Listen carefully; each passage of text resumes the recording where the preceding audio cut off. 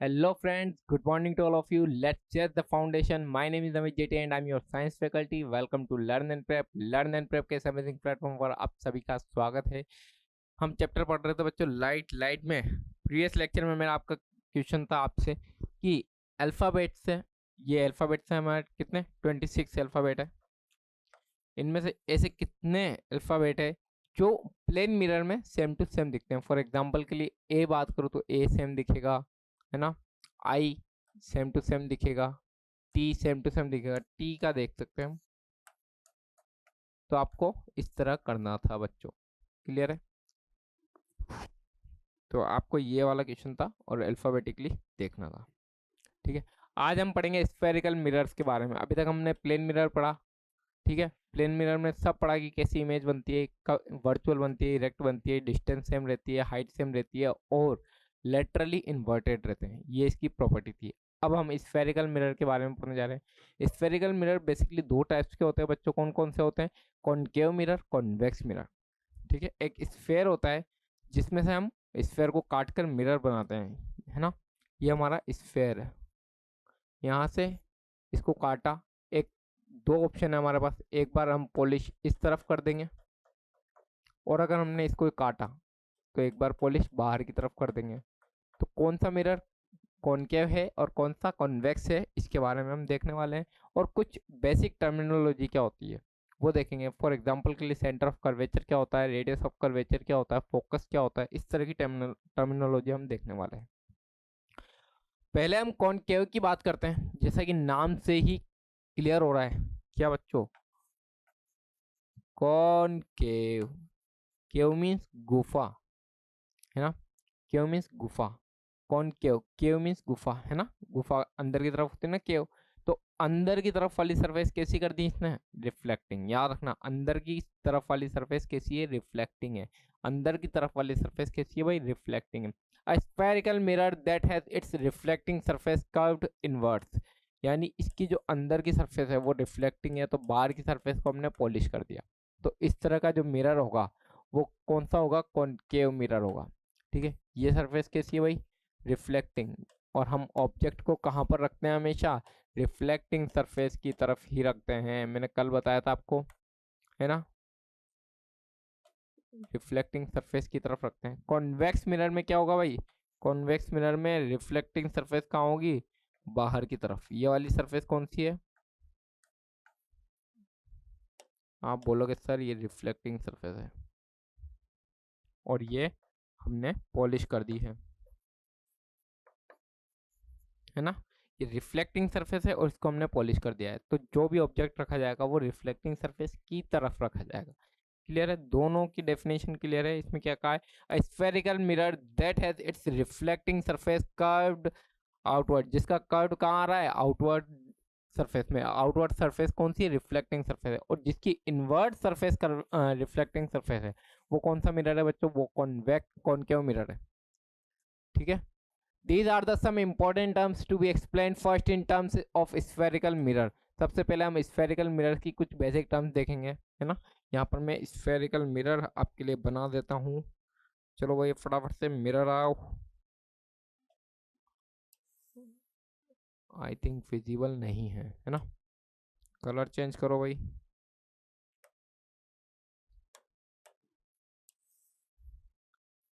अब ठीक है। हाँ, तो अब ये एक मिरर है जिसको हम काट सकते हैं। ठीक है, इसका कुछ ना कुछ, चलो अभी काटते हैं इसको। इसका कुछ ना कुछ सेंटर होगा जिसे हमने सी नाम दिया। इसकी कुछ ना कुछ रेडियस मान लेते हैं स्फेयर की। ये क्या है? मान लिया अभी एक स्फेयर है। ठीक है, स्फेयर है। क्लियर है बच्चे? सेंटर ऑफ कर्वेचर, इस स्फेयर का सेंटर ही क्या कहलाता है? Centre of curvature. इस स्फेयर का सेंटर ही क्या कहलाता है? Centre of curvature. फोकस की बात हम करने वाले हैं आगे, फोकल लेंथ की बात भी करने वाले हैं। प्रिंसिपल एक्सिस क्या होता है, पोल क्या होता है, फोकल लेंथ क्या होती है, रेडियस ऑफ कर्वेचर। इस स्फेयर की रेडियस क्या कहलाती है? Radius of curvature. इसको यहाँ पर डिनोट कर देते हैं हम। रेडियस ऑफ कर्वेचर क्या है? उस स्फेयर की रेडियस। सेंटर ऑफ कर्वेचर क्या है? उस स्फेयर का सेंटर। ठीक है, पोल की बात करें तो अगर मैंने यहाँ से इसको काट दिया, ठीक है, और ये कौन सा मिरर बना दिया भाई मैंने। अगर बाहर की तरफ मैंने इसको पॉलिश किया, इन्वर्ट सरफेस कैसी है, रिफ्लेक्टिंग है। तो ये कौन सा मिरर हो गया, आप बात करोगे सर, आप बोल दोगे डायरेक्ट ये कौन सा मिरर है, कॉनकेव केव, अंदर की तरफ वाली सरफेस इन्वर्ट। इन्वर्ट सरफेस क्या है, हमारी रिफ्लेक्टिंग सरफेस है। अच्छा ये मिरर बन गया हमारा। तो इस मिरर का जो सेंटर होगा, इस मिरर का जो सेंटर होगा बच्चे, वो हमारा क्या कहलाएगा, पोल कहलाएगा। जो हमने काटा है स्फेयर से, उस मिरर का सेंटर क्या कहलाता है बच्चे, पोल कहलाता है। क्लियर है, देख सकते हैं। सेंटर ऑफ कर्वेचर क्या होता है भाई, centre of curvature, centre of curvature क्या है सर, बताओ फटाफट से। It is the centre of the sphere which is the mirror is a part. वो उस स्फेयर का सेंटर होता है जिसका मिरर एक पार्ट होता है, मैंने आपको भी बताया। रेडियस ऑफ कर्वेचर, वो रेडियस, स्फेयर की रेडियस की क्या कहलाती है बच्चों, रेडियस ऑफ द स्फेयर। उस स्फेयर की रेडियस, याद रखना दो टर्म्स है। सेंटर ऑफ कर्वेचर क्या है, उस स्फेयर का सेंटर, ठीक है, उस स्फेयर का सेंटर क्या कहलाता है, सेंटर ऑफ कर्वेचर। उस स्फेयर की रेडियस क्या कहलाती है, रेडियस ऑफ कर्वेचर। जबकि पोल क्या था, जो मिरर हमने काटा है उसका सेंटर। क्लियर है, जो मिरर हमने काटा है उसका सेंटर क्या कहलाता है, पोल। ठीक है, it is the centre of sphere mirror, जो हमने मिरर काटा है ये वाला। चलो ये वाला लेते हैं हम, एक मिरर ले लेते हैं। अब हमेशा से हम इस मिरर की बात करेंगे, या तो इनवर्ट पॉलिश कर लेंगे या आउटवर्ड पॉलिश कर लेंगे। ठीक है, ये इस मिरर का सेंटर कहीं यहाँ आ रहा होगा, तो इसको हमने क्या नाम दे दिया बच्चों, पोल। और पोल को किससे डिनोट कर रहे हैं हम, कैपिटल पी से। ठीक है, प्रिंसिपल एक्सिस,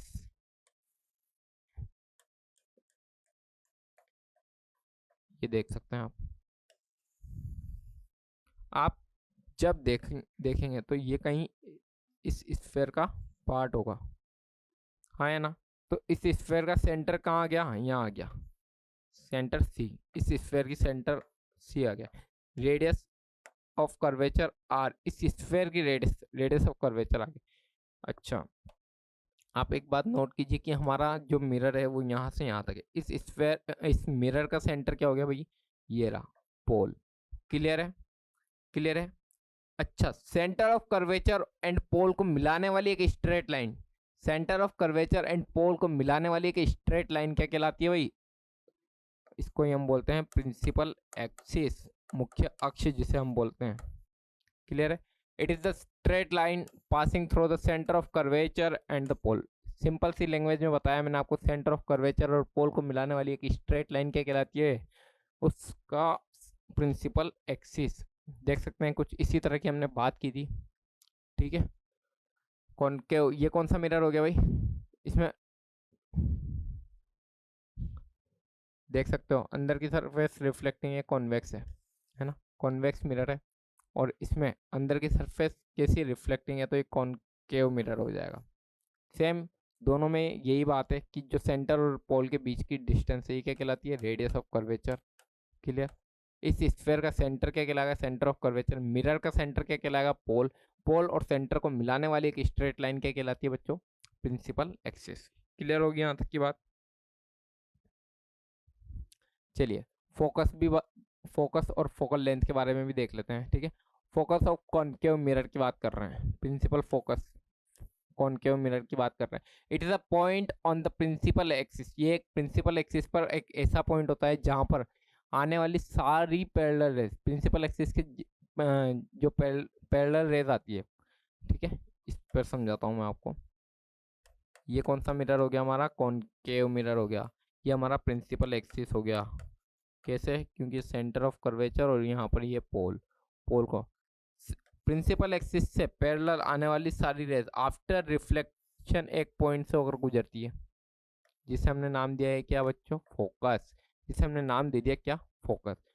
प्रिंसिपल एक्सिस से पैरेलल गुजरने वाली सारी रेज आफ्टर रिफ्लेक्शन एक पॉइंट से होकर गुजरती है, जिसे हमने नाम दिया है फोकस।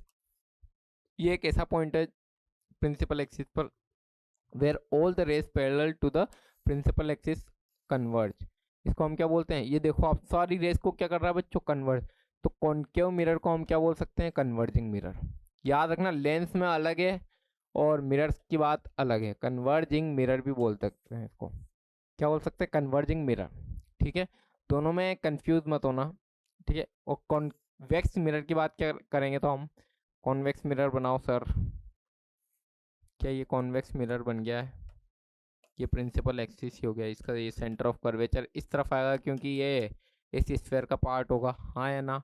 आप बोलोगे हाँ सर। ये इसकी रेडियस ऑफ कर्वेचर हो गई, हाँ या ना? ये इसकी रिफ्लेक्टिंग सरफेस है, तो ऑब्जेक्ट यहाँ पर रखेंगे, प्रिंसिपल एक्सिस के पैरेलल आएगा कोई भी रे, तो आफ्टर रिफ्लेक्शन हो तो लॉज ऑफ रिफ्लेक्शन को फॉलो करेगी। कैसे? ये एंगल आर है और ये एंगल आई है, angle i is equal to angle r, ये नॉर्मल है इसका, ये भी angle i is equal to angle r. अच्छा, ये दोनों रे रिफ्लेक्शन के बाद तो दूर जाती जा रही है, बट क्या हम अगर पीछे मिलाएंगे तो एक पॉइंट पर मिलती हुई ऐसा लगेगा कि ये मिल जाएगी? आप बताओ। बट जब हम इसको कहीं पीछे मिलाएंगे तो क्या हमें ऐसा लगेगा कि ये एक पॉइंट पर मिल जाएगी? उसी पॉइंट को कॉन्वेक्स मिरर में हम क्या कहते हैं बच्चों? फोकस बोल देते हैं। It is a point on the principal axis where the reflected rays appear to converge. ऐसा लगेगा, अपीयर करेंगे कि वो कन्वर्ज हो रही है एक पॉइंट पर। क्लियर है? फोकल लेंथ की बात करें तो फोकस और पोल के बीच की डिस्टेंस क्या कहलाती है? Focal length. फोकस पॉइंट और पोल के बीच की जो डिस्टेंस है वो क्या कहलाती है? फोकल लेंथ कहलाती है। The distance between the pole and the principal focus is called the focal length of the spherical mirror. दोनों केस में कॉन्केव हो या कॉन्वेक्स हो। क्लियर? ये इंपॉर्टेंट पॉइंट है। क्या? रेडियस ऑफ कर्वेचर है, फोकस कहीं यहाँ आएगा इसका, है ना? जो रेडियस ऑफ कर्वेचर है ये 2 टाइम्स होती है, यहाँ पर देख सकते हैं, और फोकल लेंथ को हम स्मॉल एफ से डिनोट करते हैं। 2 टाइम्स होती है फोकल लेंथ की, या हम बोल सकते हैं कि focal length radius of curvature की हाफ होती है।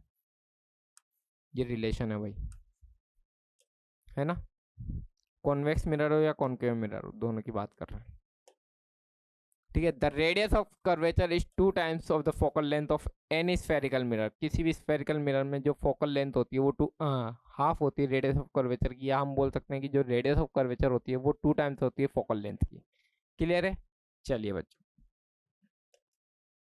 अब आपको ऐसा मिरर बताना है जहां पर हम अपना ऑब्जेक्ट रखें और हमें अपनी रियल इमेज प्राप्त हो। ठीक है, आज के लिए इतना ही रखेंगे। To get the full course log in to our website learnandprep.com। और अधिक जानकारी के लिए आप हमारे टेलीग्राम चैनल को भी सब्सक्राइब कर सकते हैं, उस पर जुड़ सकते हैं, जिसका लिंक आपको डिस्क्रिप्शन बॉक्स में मिल जाएगा। Okay, thank you so much.